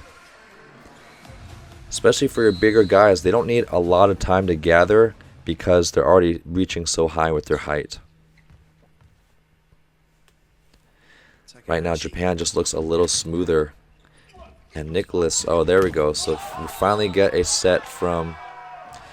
Oh, if I was Canada, I might challenge this one. A lot of these net touches we realize are touching the forearms there, but Lekino continues to get Vernon too low. It must be hard as a setter, though, to keep track of all the heights of your hitters because you have everyone touching at the same height similarly, and then you have one hitter that just touches way above, so hard to manage that. Takahashi, if he continues to toss in front of the baseline, that's better. He can put his body into it and continue to pass well there. I would have gone back to Vernon there. Oh, wow, another amazing dig from Ban. He's the main reason why Canada has been keeping in these long rallies here. And Onodera is perfect in transition. So Onodera has great transition footwork, so great pancake here, laying out on the floor. Quick two-step approach from Onodera. You see how he doesn't bring his arms all the way back. He prioritizes speed over vertical. He just gets off the floor fast and swings before the Canadian middles even have time to react to the play. Takahashi on a great serving run. That's a little too far, too close to him. He can't get a lot of power on that one. And great pipe set. We'll see what the call is. Is it a net call? Okay. Blocking call. And they're starting to figure out Perrin's rhythm from the back row. He's been getting clean kills from the back row, and now Japan's starting to touch it. And I'm curious why Blankeno has not been going to Vernon more. They need him in this game. They cannot exclusively depend on middles and outsides. They need to balance and spread out their offense. And that's what Japan's doing really well. They are spreading their offense. Everyone is contributing equally. Can they get a good pass? Can Canada pass well enough to run their offense here? Onodera back on to serve. He's been having a good serving performance so far. And Perrin, let's see if Canada can get their free ball defense down. Nope, in tempo. And when you set one-on-one with Ishikawa, he's just going to get on the ball fast. Ooh, some messed up replays there. Wow, so fast. That's almost as fast as a shoot set just below the antenna. That's so hard to adjust to as a blocker. And that's what you expect from world-class teams, even from Canada and Japan, two world-class teams. When it's a free ball pass, 90% of the time it's going to be converted into a kill. But you got to see how fast Japan's offense was. Onodera just had a great serve prior to that. See if he can get one in again. Is he going to aim for Perrin? Yes, he is. And Perrin got left off the hook. Very rarely do you see a jump float server give a team so much trouble. Biniak from Poland comes to mind in terms of one of the world's best jump float servers. Canada can do here. They really are going to have to force the issue from the serving line. Like that. Oh, what a giveaway from Van Berkel. But I love Vernon going up to him, trying to keep him engaged and say, hey, that's all right. Keep on to the next point. There's really no point in being hard on your teammates. That's the coach's job. As a teammate, you want to be supportive and find a way to push them in a constructive way. Jump float to Perrin. Great pass from him. And finally, we get some production. Another net touch. Lucky play because Vernon got blocked. And that was a higher set to him. So, curious why Vernon did bring that ball down. But they're going to need him. They need to keep setting him, especially if they want success throughout the Olympics. Blocking or from an error from Japan, getting the ball into transition from their defense into attack. Jump float. Takahashi's been passing really well this whole game, and they're used to running Ishikawa in right front from rotation 1. Gordon Perrin probably finds a seam into the block. We'll see what the replay shows. He's been rock solid for Canada here. Yeah, it looks like he finds a small hole between Yamauchi and Ishikawa there, the small seam. That's incredible vision to see that small sliver of space. You might be wondering, why was Japan's middle back player playing off the court? He was expecting the ball to go high off the hands, which is usually where you want to position against a three-man block. Another fantastic pass from Takahashi, slowed down by Swartz. And going back to your go-to guy from Perrin. Fast to Ishikawa. Oh my gosh, how does Ban get those balls up? He just has his hands out. Oh, a little bit too deep on the roll shot for Nishida. And another great dig from Yamamoto. Can they get a swing on this? No. Fast free ball there, throwing Canada out of rhythm. Another dig from Yamamoto. Fast to Ishikawa. And put away. It is very difficult to out-rally Japan here. And great decision making from Sakita to continue to get his players one-on-one. Wow, he is on the floor. That's why Canada did not jump with him, because they saw that Ishikawa was on the floor. What's even more impressive is Ban's one-arm dig. That was crazy. He just stood in there with his hands out, and that is a perfect defensive position. Hands spread apart, pre-positioned for a scoop, and he just reacts and scoops the ball up with one hand. Japan leading by 5. Topspin short serve, trying to throw Gordon Perrin out of his approach, but not enough. He just takes a 2 quick step approach and crushes the ball one-on-one. See how he faces the net and then goes across his body for the sharp angle hit. And I think Nishida had that dig, but Sakita took it from him. Canada has reduced it finally to a 4-point game.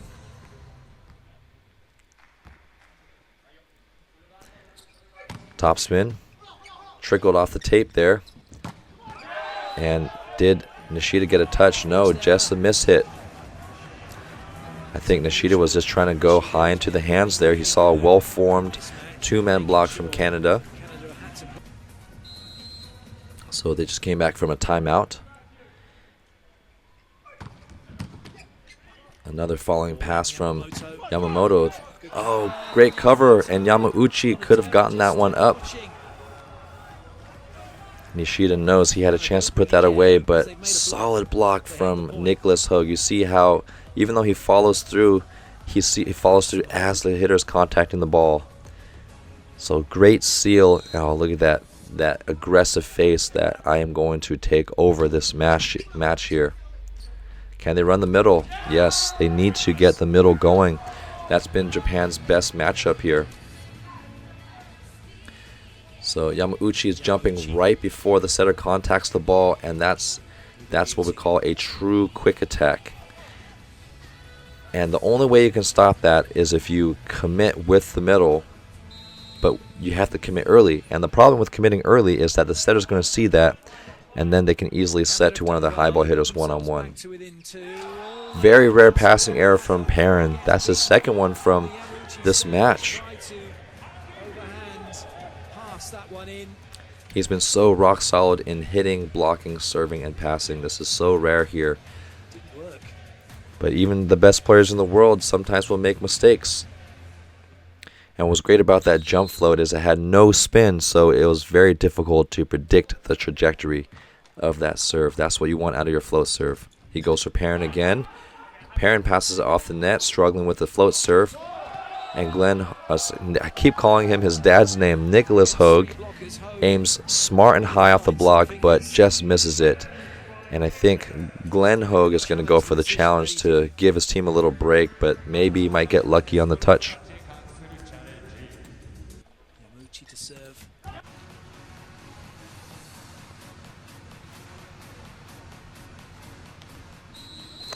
So there was no touch on that one, but at least they're slowed down maybe Japan's momentum here. You know, Yamauchi, I can't blame him for wanting to be aggressive on the jump flow. He's got 2 tough serves in a row. He deserves an error. He deserves to make a few errors here and there, as long as you keep your serving ratio positive for your jump floaters. And you saw that Japan has 20 service errors and Canada only has 14, now 15. But Japan is up 2 sets to 1, so service errors are not always the worst thing. If you are being rewarded with aces and passes off the net, then the tough serving and errors is definitely worth it. And you see that as evident for Japan and all top teams. Are they going to aim for Gordon Perrin? Because Nicholas Hogue has been passing really well. What a sigh of relief from Canada. But that's alright. Nishida gets the green light. And the coach knows that. He's not going to get upset at Nishida. He knows that Nishida is the one that just needs to let go and crush the ball every time and take the errors that come with it. Vernon has yet to get into a serving rhythm this match. Solid serve with lots of topspin. Oh, great tool. And Blankino was about to hit the ref stand in frustration. Cross-body swing. See how he's pointing at the edge of the block there. Now, when you're tooling the block, you don't want to rotate too much. If you rotate, the blocker's going to see you rotating, aiming towards that line. So that crossbody tool is usually a great technique to employ when you're trying to be deceptive with when you're going to tool the block. That's an okay toss from Takahashi. He needs to toss him more forward. Oh, Nishida needs to hit that one. Great swing. Wow, Japan. Takahashi already running the Ishikawa special here. Oh, wow, at 19. This is a traumatizing play. You just feel like a high school team when you bite hard. Nobody up from Ishikawa. This is amazing. What an amazing play here. Came up with that play to go like he was having a swing and then make a set. And great long celebration from Ishikawa.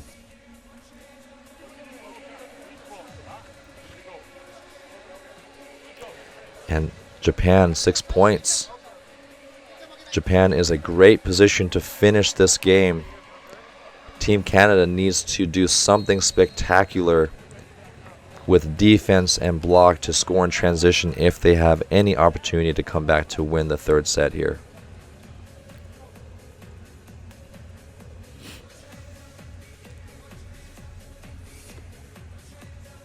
And we get to see this beautiful play in slow motion. He sells it so well.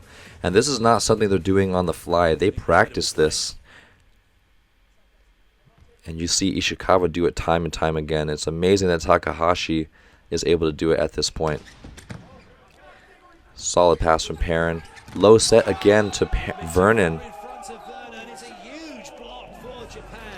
They keep setting him too low, and he gets forced into the block here. And Onodera does a good job reading the setter. You notice that for Canada's setter, he leans a little bit when he sets, so he gives away his setting decision a split second too early compared to the Japanese setter that's a little more neutral, more upright the entire time. Takahashi had been on a great serving run. A little more conservative. Setting him low again and not allowing him to reach. Someone needs to swing. Okay, Sakita is on that side, so that's why they weren't able to take a swing there. But Yamamoto almost gets that one, so you might be wondering why is Sakita blocking left front. They're trying to stop they're trying to stop Nicholas Hogue, so they switch Ishikawa to block on the right, and so that's why nobody was able to swing on this one. But that's why you need to call the ball in transition, so the person who's setting, who can't see who's ready, knows who they're going to set. So Japan did a little switch block. And now Gordon Perrin is in the front row. This is Canada's one of the better front rows here. Conservative play off the block. That's a better higher set. And now Vernon gets to unload on the ball. Give him some time. Let your big guy fly. Because they're not getting any real clean winners. Everything they hit seems to be being touched by somebody from Japan. Almost another great dig, almost from Yamamoto. He's been touching every single ball here. And Vernon slowly getting into the game. Oh, that's a little too deep of a dump here, and Gordon Perrin's going to put the ball away. And now this is what we talked about, Canada's comeback. They need to be great in transition if they want to have any chance in this game. So they make a great dig and run the ball perfectly in transition here. So you see how Gordon Perrin, when he's hitting angle, you actually don't need to rotate when you're hitting sharp angle. If you rotate, you're going to end up hitting too soft of an angle. The gap is slowly closing in for Japan. Can they maintain their composure to keep this comfortable lead? Nicholas Hogue has been serving really well. Great pass from Ishikawa. But in system, too fast for Canada. You'll see how neutral position from Sakita, and he flips the ball back with his wrist and decisively in. See how much rotation and torque Nishida has on his swing. That's why he generates so much power. A lot of people ask, should I kick my legs back when I jump? Will that make me jump higher? If you do it naturally, let it happen. If you don't do it naturally, don't force it to happen. Everyone's body's different.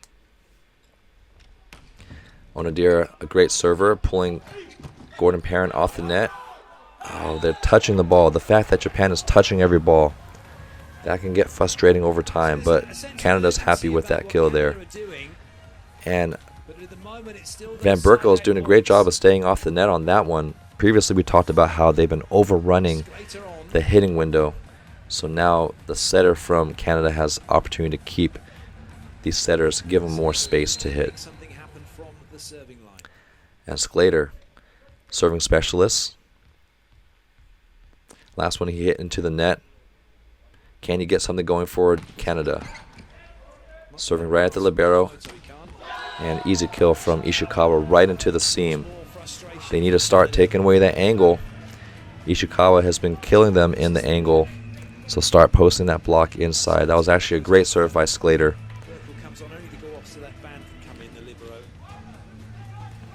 I think the score is wrong. It should be 21-16.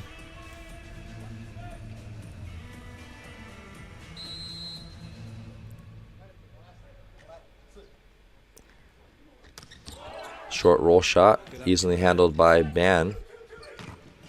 Oh, great tool from Perrin. Sorry, not easily handled. He actually threw them out of system where someone else had to set. So that was a good save from Ban. But Perrin has just been so solid, hitting high into the hands and getting that lucky tool there. Yamauchi is lining up well, maybe just a little too much space in between the hands, but usually as a middle, you want to try to take up as much space as you can. You actually don't want to keep your hands too close together. Gordon Perrin, 20 kills for 30 attempts. Great performance so far. Solid pass from Yamamoto. Throw down, a little tight. And Vernon, high set, that's his specialty. Canada chipping away. Probably better just to set Vernon super high. Give him a chance to do things like this. Swing high and max jump here.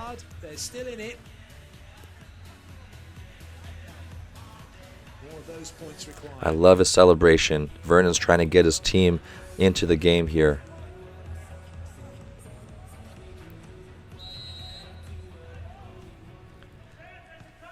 Canada chipping away, 3 points now. Another good pass from Takahashi. Oh, nice dig by Nicholas Hogue. Almost said Nicolas Cage here. Unlucky play. Wow, Gordon Perrin, very rarely does he make mistakes like that. He knows it. He had to take a deep breath and just exhale the frustration. That was Canada's chance to score in transition and continue their mini runs here. Now Kenta in for Ishikawa. I believe he's a blocking specialist because maybe Ishikawa, I don't think he's known for his blocking. Oh, not. Okay, Ishikawa serving. He's in for the other Takahashi here. Ishikawa, man, he still has not gotten anything going for his serve. That's tough, but Japan has been passing so well that they can get away with a couple errors. Score 19-22. Canada down by 3. And automatic put away from Ishikawa. That's a great way to immediately side out. So the middle does not bite with Yamauchi. Instead, they double commit to Ishikawa. So Canada read the play well. Ishikawa just hit too hard and too fast. I think Japan should continue to run some middle because they are no longer jumping with the middles here. So hopefully we'll see a middle set from Japan to try to finish this game. Serve into Gordon Perrin. Back set. Oh, great up. Can they take a swing? Oh my gosh. This is another level of play here. Ishikawa just no regard for human life. He is on another level here. This is the most creative type of play I've ever seen from Japan, and it's so good to see them play freely and aggressively. These plays are not by accident. That was an amazing play by Ishikawa.